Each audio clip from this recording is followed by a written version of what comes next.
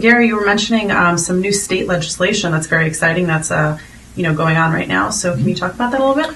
Sure. There are several bills. I'll start with AB 560, which is the net metering law, which was to raise the net metering cap. That has been pushed off, so that'll hopefully come back to us early in the next year, and that will allow us to take our net metering from 2.5% to 5%. That will basically make it possible to continue to expand the rebate program we currently have. And I have high confidence that that will happen.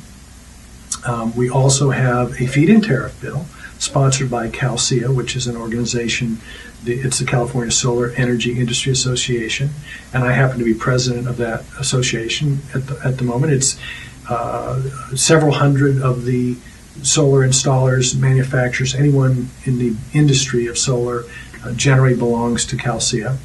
And we help put together this net metering bill, which will allow people to essentially create a little mini business by installing solar systems on their roof and selling the energy back to the utilities at a fixed price. Mm-hmm. So that's exciting. We hope the governor signs that. It's still on his desk. Mm-hmm. We don't know for sure if it's going to get signed, but frankly, Governor Schwarzenegger has been a big proponent of solar in the past, and I can't imagine that he wouldn't sign this, mm-hmm. but we certainly want people to support that and let the governor know they want that signed. There's also the Huffman bill. It is a bill that would allow systems that are producing more energy in a given year than they need on site to sell that energy back to the utility, which they can't currently do. Mm-hmm. And I'm very excited about that bill as well. I'm hoping he'll sign that because that would allow people to put in what are currently called oversized systems. They're currently discouraged from putting in these larger systems. We'd much rather see people put in as much solar as they possibly can fit on their roof, mm-hmm. because that will benefit society, it'll benefit the local grid, it will benefit the utilities. And right now our system's set up to discourage that. So this would switch that around and make that something that would happen. So again, that's going to the governor. It is on the governor's desk, and we're hoping he'll sign that as well.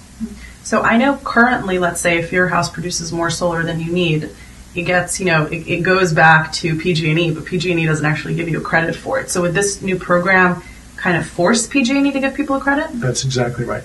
PG&E actually right now could choose to buy that energy back. They don't choose to. None of the utilities do. Mm-hmm. This bill would actually require them to set a rate for that extra energy. It would go towards their RPS, their Renewable Portfolio Standard. So it would actually credit them for their use of alternative energy. Mm-hmm. So I don't see why they wouldn't want to do it. They can set a price that makes sense. The CPUC will set the price. If it'll make sense to the utility as part of their RPS package, and they can start buying that energy.